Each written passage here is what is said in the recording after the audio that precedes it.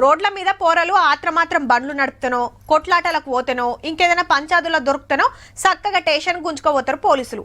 ఇంటోలకు ఫోన్లు చేసి పిలిపిస్తారు. వాళ్ళని 4 అరుచుకుంటారు. పోరానికి 4 బుద్ధి మాటలు చెప్పి మళ్ళోపారి ఇట్లా చేయొద్దని సంతకాలు పెట్టించి పంపిస్తారు.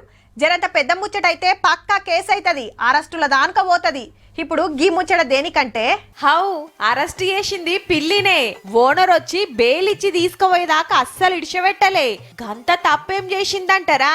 థాయిలాండ్ దేశంలో ఇంట్లోకెళ్ళి తొవ్వ తప్పి అటు ఇటు తిరుగుతుంటే గీ పోలీస్ అన్న స్టేషన్ కు పట్టుకొచ్చిండట. కొత్తిలు ముద్దుగుంది అనుకుందో ఏమో, పంజాకు పని చెప్పి స్టేషన్ల సోఫాలు చింపిందట, పోలీసుల మీద అటాక్ చేసిందట. ఇగేముంది, యువర్ అండర్ అరెస్ట్ అని కేసు రాసి లాకప్ లేసి చక్కటి తిండి పెట్టిండ్రు. ఓనర్ ఎవరో తెలుసుకుంటానికి ఫోటో తీసి ఫేస్బుక్ లో పెడితే అరే గీ పిల్లి మంచిగున్నదని మేమంట మేము సాదుకుంటామని 100 మంది పోటీలు పడ్డారట. ఆఖరికి ఓనర్ నజర్ల పడితే స్టేషన్ కొచ్చి రూల్ ప్రకారం బెయిల్ కాగితాల మీద సంతకం పెడితే పిల్లి కాలి ముద్రలు తీసుకొని గప్పుడు రిలీజ్ చేసిండ్రు. మనుషుల మీద కేసులు పెట్టుడు మామూలే గాని జీవాల మీదే కొత్తగా అనిపిస్తుందిలే.